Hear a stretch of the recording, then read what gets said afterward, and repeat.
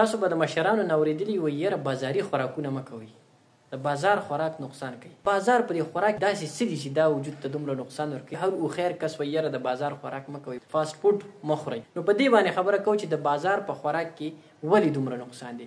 ګوره بازاري چې کوم خوراکونه دي که نه، په فاسټ فوډز کې 3 قسمه شیزونه دي.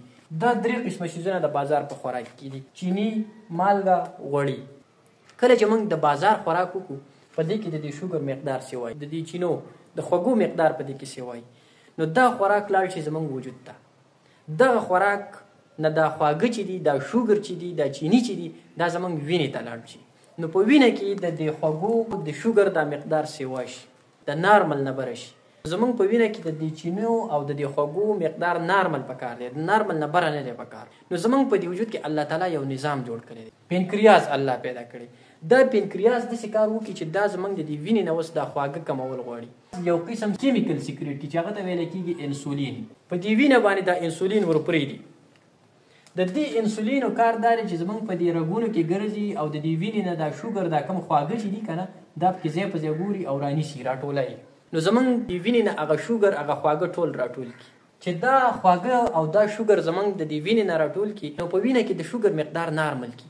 خو چې راټول کړي نو دا شوګر دا کم چې د انسولین راټول کړي دا زموږ مسلز ته راوړي. مسلز ته چې کله بیا زموږ وجود ته د انرژي ضرورت وي، نو بیا دغه شوګر، دغه خواږه، دغه انرژي بیا زموږ وجود استعمالوي او په هغه کې لګوي. خو که چېرته یو انسان دی چې هغه بار بار د بازار خوراکونه کوي، فاسټ فوډز کوي، غوړ خوراکونه کوي چې په هغه کې د چینو مقدار سیوا دي، نو روزانه نن د خوراک وکړو، په هغه کې غوړ به کېدي، پنکریاس ورته انسولین سیکریټ کړه، په وینه باندې راپرېښوستل، د وینې نه دا شوګر دا خواږه راټول کړه.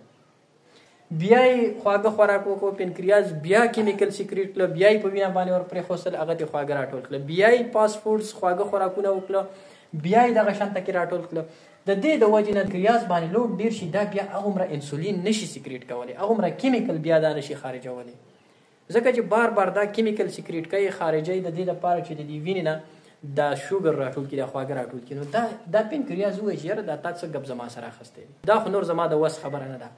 زه تاله یو ځل شوګر راټول کړم، بل ځل او ته بار بار راځي او شوګر دغه خواږه راولي دې وینې ته او زه یې لته راټولوم، بس نور زما د وس نه دی. په دې باندې دا لوډ سیوا شي. نو یا د دې انسولین د دې کیمیکل مقدار کم شي، یا د پنکریاس مکمل کار پرېږدي، یا مقدار کم شي یا مکمل کار پرېږدي. نو چې دې پنکریاس کار پرېښوستو، دا کیمیکل نه خارجوي. اوس چې موږ خوراک کوو نو وینې ته به زموږ خواږه ډېر ځي، شوګر به ډېر ځي. هلته پنکریاس کار نه کوي، کیمیکل نه خارجوي چې دا خواږه د وینې نه راټول کړي. نو زموږ په دې وینه کې به د شوګر د خوږو دا مقدار سیوا شي او واپس د راټولولو والا خو هېڅوک نشته کیمیکل، هغه خو کار پرېښي یا کم دي، نه یې راټولی. نو د دې د وجې نه زموږ په وینه کې د شوګر د خوږې دا مقدار سیوا شي، چې د نارمل نه کله دا مقدار سیوا شي نو موږ ته شوګر وشي. دې ته ویلی کېږي څه؟ ډایبیټیز. دې انسان ته بیا شوګر وشي. نو ځکه تاسو به کتلي د شوګر مریض هم خواږه استعمال کړي که نه، د هغه په وینه کې د خوږې مقدار سیوا شي نو د هغه شوګر لیول های شي. نو د بازار د خوراکونو نه په کم کې چې چینی سیوا دي، په کم کې چې خواږه سیوا دي، د هغه د وجې نه موږ ته شوګر کېږي. نو شوګر خو به کېږي، د هغه دا غټ نقصان شو. په دې سالټ، مالګه او په دې غوړو باندې، په پیټس باندې به زه انشاءالله بیا تاسو ته په بل ټایم کې خبره کوم. تاسو ته به وایم د مالګې، سالټ او د دې فیټس پکې څه نقصان دی.